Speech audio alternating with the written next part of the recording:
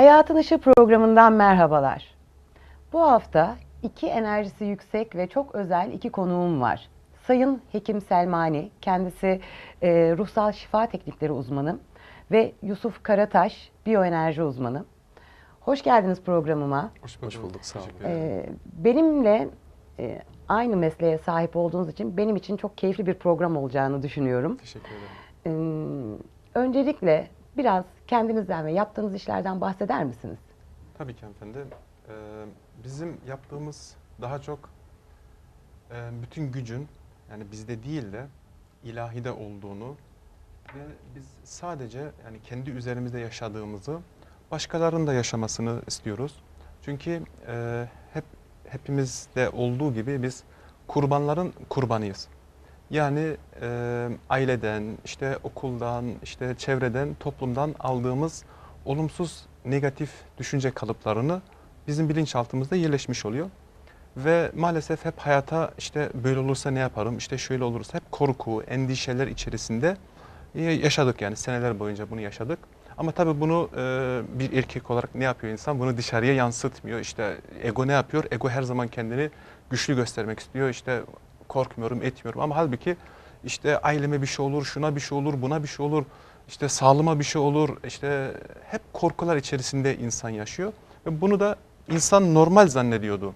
Belki bayanlar bunu paylaşarak esasında bir nevi kendilerini rehabilite Evet, etmiş evet. oluyorlar ama belki de erkekler daha yoğun yaşıyor ama daha ketum davranıyorlar, Evet, değil yani mi? dediğim gibi dışarıdan beni görenler hep böyle çok sert, çok işte bu hayatta korkmaz. Ama işte insan sevdiğini kaybetme korkusu yaşıyor.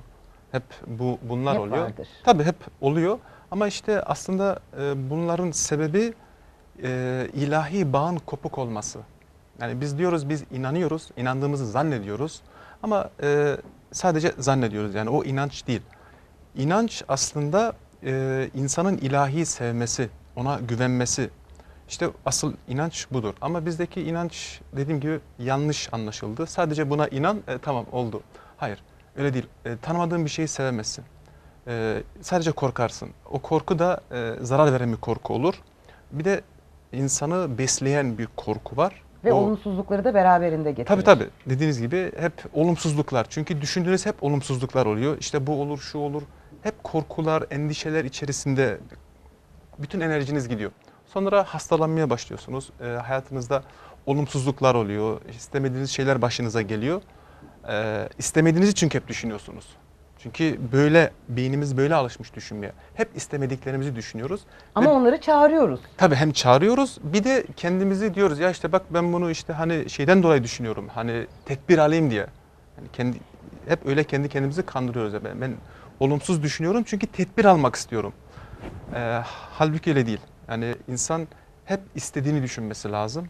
İstemediğinizi düşünürseniz hep istemedikleriniz başınıza gelir. İşte bunu öğrenene kadar biraz zaman istedi. Çekim yasası bu Tabii esasında. çekim yasası yani ilahinin koyduğu bir kuraldır. Yani biz ne onun koyduğu kuralları tanıyoruz ne de onu tanıyoruz. Anlatabiliyor muyum? Evet, maalesef. Maalesef.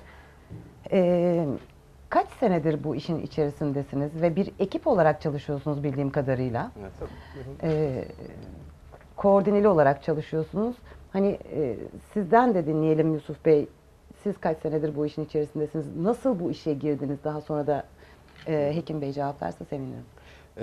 Benim bu işe girmem birazcık kendi isteğim dışında gerçekleşti. Sanki bir gizli bir el beni olduğum yerden aldı ve buraya koydu gibi bir şey oldu benim için. Çünkü bir anda bu işin eğitimlerinde buldum kendimi ve enerji uzmanı olabilecek yapıda yaratılmış olduğumu ben daha sonradan öğrendim. Çok uzun bir zaman olmadı bu işin içinde olalı. Evet, hocamla birlikte çalışıyoruz.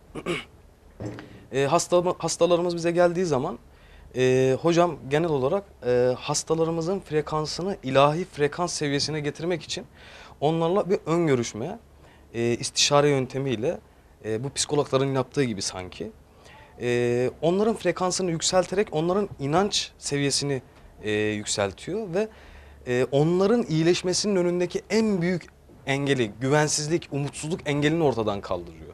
Ve bunu kaldırdıktan sonra ben biyoenerji uzmanı olarak kişinin bedenindeki, gerçi biz kişinin hem bedenine hem aurasına, enerji bedenine hem de zihinsel bedenine çalışıyoruz. Çalıştıktan sonra hastamızda iyileşme oluyor. Bu şekilde biz aslında iyileştirmiyoruz. Biz iyileşmesinin önündeki engelleri kaldırıyoruz ve vücudun kendi kendini iyileştirmesini bekliyoruz. Sadece bu kadar. Esasında şöyle mi oluyor? Hekim Bey danışanı ruhsal olarak Evet. hazırlıyor. Evet.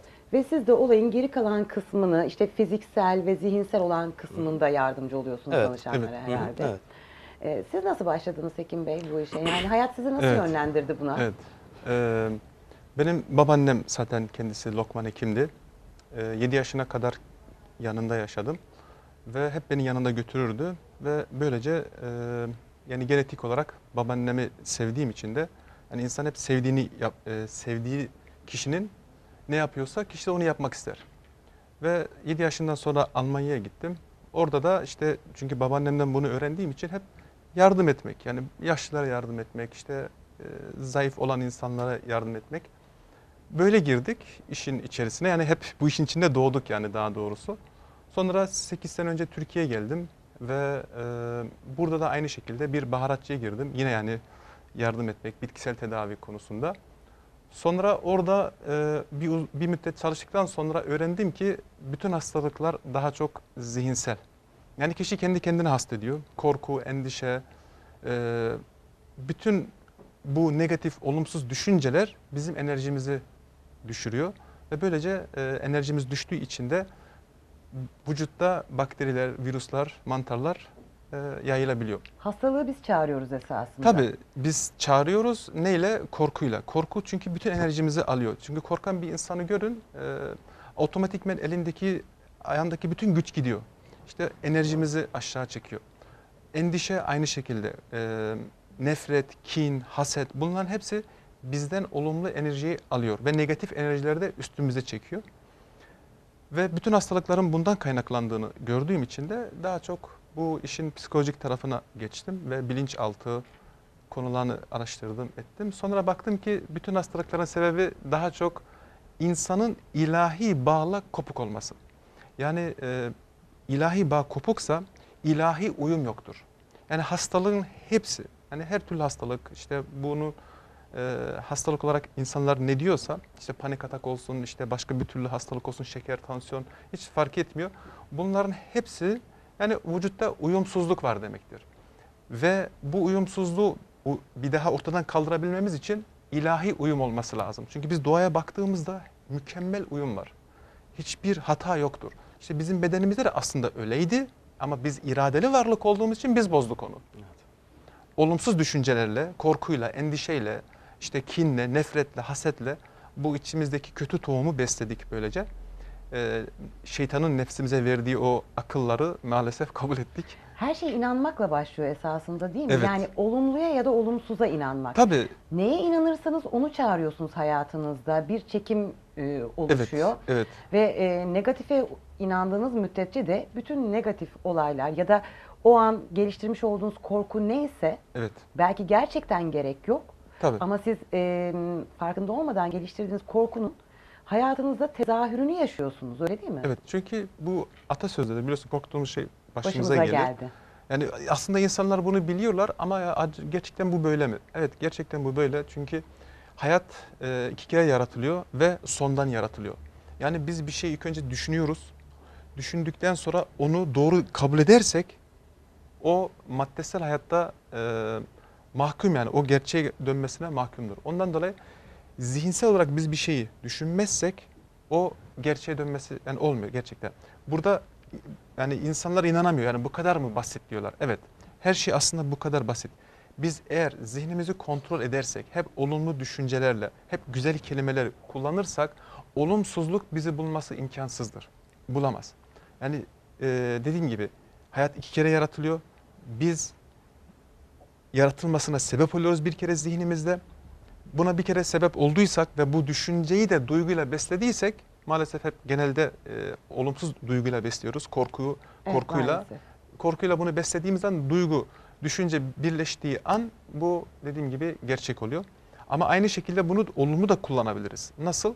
Yine bir düşünce olacak, iyi bir düşünce, olumlu bir düşünce ama onu da sevgiyle beslememiz lazım. Bu da aynı şekilde gerçeğe dönüşüyor. Peki programdan önce sizle içeride çok güzel bir sohbet gerçekleştirdik. Keşke imkanı olsa da o sohbeti de yayınlayabilseydik. İnşallah. Çok daha kapsamlı bir sohbetti. Orada Esmaül Hüsna. Hüsna'nın Evet, evet. gücünden ve bunu kullanmaktan Tabii. bahsettiniz. Tabii. Biraz açar mısınız? Tabii. Biz zaten çalışma yaparken Esmaül Hüsna'yı kullanıyoruz. Yani kişiyi ilahi frekansa bağlayabilmemiz için, yani kişideki bu ilahi güçleri aktive edebilmemiz için, bunlar aslında bizde vardı çocukken ama biz bunların üstünü örttük. Üstünü örttük. Biz sadece ne yapıyoruz? Onları bir daha açıyoruz. Yani bizim size anlattıklarımız ve biz Esmaül Hüsna'da siz aslında sizin özünüzde olanı tanıyorsunuz. Farkındalığımızı Tabii. ortaya Yani çıkartmak bu. Bilinç yükseliyor, tabii. frekans seviyesi yükseliyor yani. Üstünü kapattığınız esmaları bir daha açıyorsunuz. İşte bu da dediğim gibi Kur'an'da geçen esmaları, işte Allah'ın Rahman ismini biz insanlara merhamet ettikçe o bizde yansıyor ve bu enerjiyi daha çok çekiyoruz. İşte bütün bu esmaları yani çünkü böyle ilahi tanıyoruz. Pardon, böldüm ama kusura bakma. Esmalarla ilgili söylememiz gereken, burada unutmamamız gereken önemli bir bilgi daha var. Kahire Üniversitesi'nde enerji bilim uzmanı ve araştırmacı bir adam, şu an ismi tam olarak aklıma gelmiyor ama bu esmalarla ilgili yapmış olduğu bilimsel deneylerde esma zikirleri yapan kişilerin vücudunda her zaman olağanüstü enerjilerin meydana çıktığını kanıtlamıştır. Bu kanıtlı bir şekilde zaten bilimsel Tabii bunu açıklanmıştır yani. zaten Almanya'nın en büyük şifacısı Bruno Grönich'tir ve bu kullandığı yöntem bizim kullandığımız yöntem. Yani Hazreti İsa'nın kullandığı yöntem. Ne yapıyordu? Burada kişiyi ilahi frekansla bağlıyordu. Ama o her zaman neyi belirtiyordu Bruno Grönig, Almanya'daki şifacı? Mucizevi şifacı diye olarak geçiyor. Yani o kadar bir etkiliydi ki yöntemi. Yani günde 30.000 hasta, yani çok kişi toplanıyordu kapısının önünde ve hepsi birden iyileşmeli. Yani burada körler olsun, sakatlar olsun, felçliler olsun hiç fark etmiyor. Çünkü her türlü hastalık aynısıdır. Uyumsuzluk var ve oraya ilahi uyum geldiği an iyileşiyor diyordu. Ve Bruno Gröning'in yaptığı yöntem neydi? İnsanlara ilahi gücü tanıtıyordu. Neyle? Esmalarla tanıtıyordu. Tabii ki o kişi Hristiyan olduğu için onu İncil'den yapıyordu. İncil'den Allah'ın güzelliklerini anlatıyordu insanlara. Biz sadece bizi yaratanı dinlememiz gerektiğini. Çünkü bir sürü görüş var. Herkesin başka bir görüşü var. İşte o öyle diyor. O diyor ki ne beni dinleyin ne sizin dediğiniz olsun. Hepimizin itaat etmemiz gerekene itaat edelim. O da sonsuz ilahi güçtür. Onun hakkıdır. Ve bu bilgileri, bu gerçekleri insanlara aktararak o kişileri o ilahi frekansa çıkarıyordu. Ve tabii ki siz bütün bu güzellikleri öğrenirken, esmaları öğrenirken, çünkü Allah'ın güzel isimleri diyor. Yani bütün orada siz güzellikleri öğreniyorsunuz. Güzellikleri öğrenirken kötülükleri bırakıyorsunuz. Siz o kötülükleri bırakmadığınız müddetçe iyilik size gelmiyor. Yani temizlenmeniz lazım ki ilahi şifa sizi bulsun. Ve duaların da enerjitik bir gücü var. Dua da bir enerji. Çocukluğumuzda işte anneannemiz, babaannemiz bizi okuduğu zaman işte nazar mı değdi acaba, gel bir okuyayım seni falan derler Tabii, ya. tabii. İşte bir dua ettiği zaman şu hareketi yaparlar. Evet, Bu üfler. bir evet üflerler. Koruma çemberi oluşturmakmış esasında. Ben bunu duyduğumda çok enteresan gelmişti. Yani dualarla o insanın etrafını sarıyorsunuz Tabii. ve nazardan koruyorsunuz bir yerde. Tabii siz... Ve birçok insana bu enerji olayları son zamanlarda çok fazla yayılmış olmasına rağmen birçok insan da bunu kabullenmiyor. Halbuki olayın bir bilimsel tarafı var ve Tabii. çok eski tarihlerden Tesla gibi bilim adamları bile bu enerjinin varlığından faydalanmış ve bunu ispatlamış çeşitli yönlerde. Evet, evet. Sizin de bahsettiğiniz Tabii, tabii. gibi. Einstein'ın anlattıkları da bunlardan ibaret zaten. Kuantum fiziği zaten bunlardan ibaret.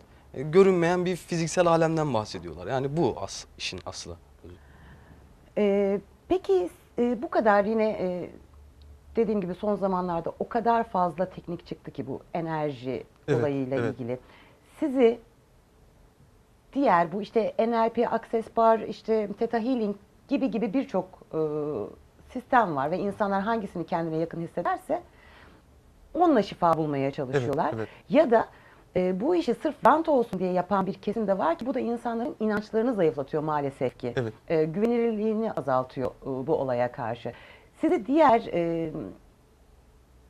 sistemlerden ayıran nedir size göre? Şimdi biz burada her zaman diyoruz ki şifayı ancak sonsuz ilahi güç verebilir ve biz hiçbir zaman övgüyü üstümüze almıyoruz. Eğer bir kişi iyileşirse ve çok hızlı bu gelişiyor bu iyileşmeler, biz her zaman diyoruz ki yani sizi biz değil, yani çünkü en büyük hekim ilahi güçtür. Yani biz bunu bilmemiz lazım. Yani kişi diyor ki mesela doktor diyor ki bunun tedavisi yok diyor. Evet doğru, yani bilimsel olarak modern tıp olarak araştırıyorlar, bakıyorlar bunun tedavisi yoktur. Ama insan gücüyle tedavisi yoktur. Evet. Ama ilahi gücün karşısında hiçbir güç duramıyor. Hiçbir hastalık duramıyor. Biz ondan dolayı her zaman diyoruz ki en büyük hekim Allah'tır. Sonsuz ilahi güçtür. Ve zaten kişiye ben ilahi frekansa kişiyi çıkarabilmem için kişinin kabul etmesi gereken bazı şartlar vardır. O da nedir? Siz bilmeniz lazım. Tabii bunu da detaylı bir şekilde size anlatıyoruz. Her şeyin gücünün, yani ilahi gücün her şeye gücü yettiğini, bunu bir kere bildiğiniz zaman beni iyileştirmeye gücü yeter diyorsunuz. Ve her şeyi bildiğini, sizin bedeninizdeki o uyumsuzluğu biliyor ve onu iyileştirebilir. Buna inanmanız lazım ve en önemlisi siz inanmanız lazım yani. İnanç. Yani iyileşeceğinize inanmanız lazım. Olay esasında şurada başlamıyor mu Hekim Bey? Bir kader olgusu var insanlarda. Evet, evet. Ve hani başımıza gelen kötü olaylarda devamlı kader utansın moduna giriyoruz. Evet. Ve kadere boyun eğiyoruz. İsyan. Evet. Ya da kabullenmek belki de çok fazlasıyla. Nedir size göre kader? Hani bu düşünüldüğü gibi değil esasında. Tabii insan maalesef kaderi biraz yanlış anlıyor. Çünkü bir de biz bilmemiz lazım ki sonsuz ilahi güç bize kaderi aslında çok basit bir şekilde anlatmış. Demiş ki biz her insanın kaderini kendi çabasına bağlı kıldık. Siz yanlış çaba gösterirseniz ben iyileşmem, işte ben hasta derseniz iyileşmezsiniz. Ama siz aynı şekilde yok. Sonsuz ilahi gücü her şeye yeter.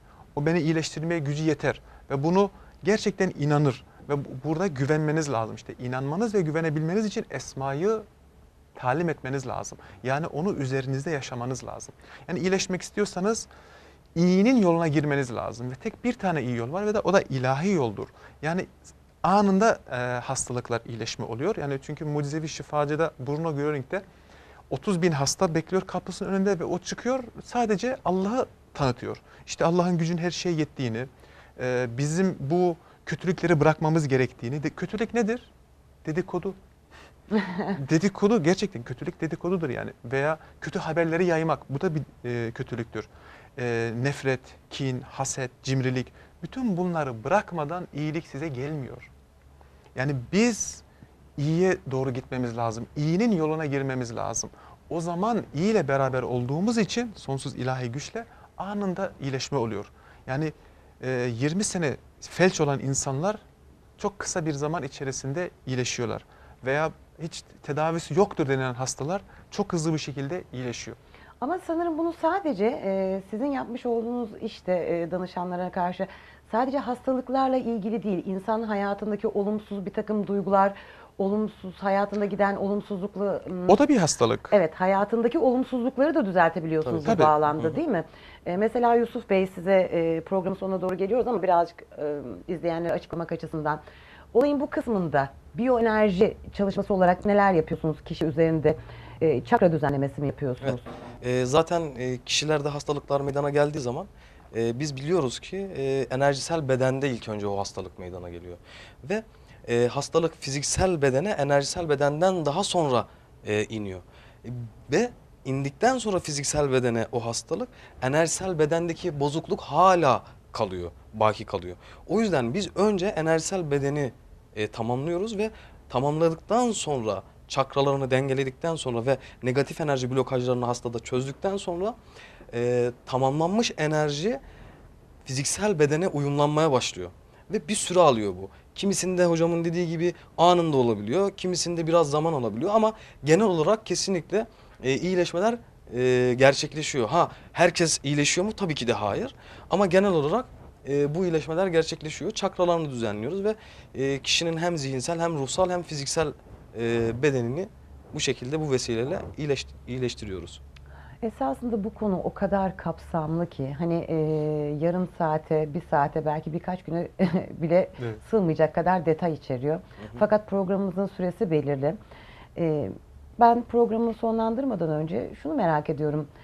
Size gelen danışanlara da yaşamış olduğunuz çok enteresan deneyimleriniz var mı? İkinizden de ayrı ayrı alsam programı kapatmadan.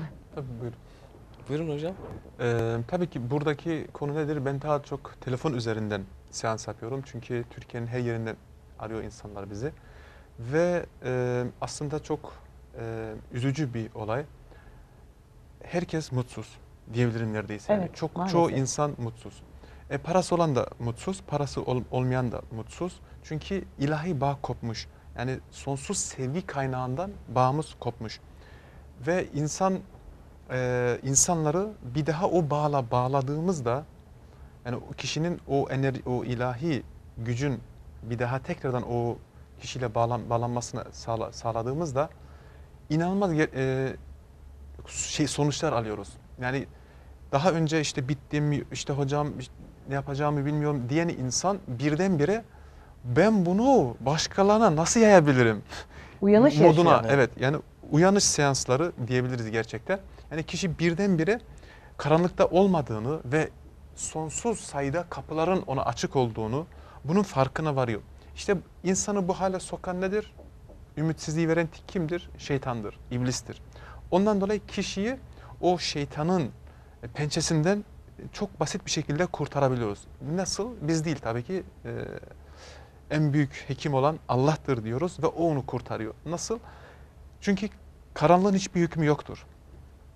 Işık geldiği an, nur geldiği an hiçbir hükmü kalmıyor. Aynı şekilde de siz ilahi bağlandığınız an, yani birdenbire hayatınıza bolluk, bereket, yani sevmediğiniz insanları bile birdenbire seviyorsunuz. Çünkü eğer siz kendinizle bir problem varsa o zaman başkasıyla bir probleminiz var. Eğer siz kendiniz mutluysanız karşınızdaki insana yani nefret, kin beslemeniz imkansız. Çünkü insan kendinden nefret etmeden başkasından nefret edemiyor. Nedir peki yaşamış olduğunuz olay? Hani üzücü bir olay dediniz. Dediğim gibi yani bizim arıyor hastalarımız, danışmanlarımız ve sıkıntı içerisinde, aslında sıkıntı içerisinde değil. Yani daha doğrusu iyi bir durumda aslında ama gelecekten korkuyor. Yani bu sıkıntı işte böyle olursa, şöyle olursa, ama işte bu güven, işte sonsuz ilahi güç benim rehberimdir. Bunu hep tekrarladığınızda işte bu kelimeler sizi ilahi frekansa çıkarıyor. Yani hem benim sizle konuşmam sizi oraya çıkarıyor. İşte Allah'ın sevgi çemberi beni sarıyor ve kuşatıyor. Sonsuz ilahi gücün zapt edilmez kalesindeyim. Bunların hepsi çok yüksek frekansı olan. Ve iç sesinize kulak Tabii, vermek değil mi? tabii. Zihinsel yanılsamalara izin vermemek. Çünkü zihin her zaman yanıltıyor. Tabii. İç ses Evet. yanıltmıyor sizi. Tabii. Bu dediğiniz gibi insanın derinliklerinden gelen, zaten yani siz derseniz ilahi rehber beni yönetiyor, ben yönlendiriliyorum deyip buna inanırsanız gerçekten yönlendiriliyorsunuz ve mucizeleri yaşıyorsunuz ve her istediğinize ulaşıyorsunuz. Kesinlikle. Ve her istediğinize. Yani buyurun. Hocam genelleme olarak anlattı. Ben şahsi olarak bir hastamdan bahsedeyim. Kadir diye bir hastamız vardı. 10 yaşında bir çocuktu. Hocam da şahsen tanıyor. Kemik kanseriydi. İşte çocuğu biz enerji uygulamalarımızı yaptıktan sonra çocuğun kemik kanseri bayağı iyi duruma gelmişti. Daha sonra kafasında tümör çıkmaya başladı. Ya işte biz ne yaptıysak hani çocukta yani biz bir şekilde bir tedavi uyguluyoruz, iyi oluyor ama daha sonra başka bir tarafında başka bir hastalık çıkıyor çocuğun. Daha sonra biz anladık ki çocuk iyileşmek istemiyor. Bilinçaltı çocuğun hastalıktan dolayı işte ilgi görüyorum, böyle güzel herkes benimle ilgileniyor. Ama hastalık iyileştikten sonra işte annesi köye bırakıyor çocuğu. Köyde arkadaşları yok, zaten korkular içinde yaşıyor. Çocuk annesinin ve ailesinin kendisiyle ilgilenmesini sevdiği için bir türlü iyileşemediğini anladık. Tabii. Ve anladık ki bilinçaltından o iyileşme isteği oluşmadığı sürece ve hastalıktan kurtulma isteği oluşmadığı sürece biz hiç kimseyi Tabii, iyileştiremeyiz. korku, endişe içinizden çıkmadığı müddetçe yani korkunun yerini sevgi alması lazım, endişenin yerini ümit alması lazım. Yani bunu da yalnız ve sadece ilahi ile bağ kurduğunuzda oluyor. Çünkü eğer siz derseniz sonsuz ilahi güç beni koruyor. Yani sonsuz bir ilahi güç var. Bunu zihinsel olarak kabul ettiğinizde daha korku diye bir şey kalmıyor. Yani zaten bu da bir gerçektir. Size kendinizden başka hiç kimsenin zarar verme kabiliyeti yoktur. Ama insanlar diyor ya nasıl oluyor? Yani her şeyi, başınıza gelen her şeyi siz kendiniz çekiyorsunuz kendinize. Siz izin vermediğiniz müddetçe hiç kimse size zarar veremez. Eğer siz inanırsanız ben Allah'ın zapt edilmez kalesindeyim. Hep bunu kendinize tekrarlarsanız veya Allah'ın sevgi çemberi beni sarıyor ve kuşatıyor. Bunu gerçekten tekrarlarsanız bu sevgi çemberini göreceksiniz zaten zamanla bile. Ve bir insan buna inandığı zaman zaten inanç var. Ama biz bu inancı doğruya mı kullanıyoruz, yanlışa mı kullanıyoruz? O önemli. Ve biz maalesef toplum olarak %90 diyebilirim. Bu gücü, bilinçaltının o sonsuz gücünü, Allah'ın bize verdiği o sonsuz gücü hep olumsuza kullanıyoruz. Çok güzel mesajlar verdiniz izleyenlere. Teşekkür ederim. Harika bir program oldu. Sağ olun. Umarım tekrar başka programlarda bir araya geliriz. Çünkü İnşallah. sizden öğreneceğimiz çok şey olduğuna inanıyorum. Çok teşekkür ediyorum programıma Rica ederim. katıldığınız Biz için. teşekkür ederiz. İyi ki geldiniz, hoş geldiniz. Hoş bulduk. Teşekkür ederim. Hayatın Işığı programının bu haftada sonuna geldik. Hayatta her şey inanmakla başlıyor ama olumluya inanmakla başlamak lazım sanırım ki güzel mucizeleri hayatımıza çekebilelim. Hayatın en güzel ışığı sizlerle olsun. Hoşça kalın.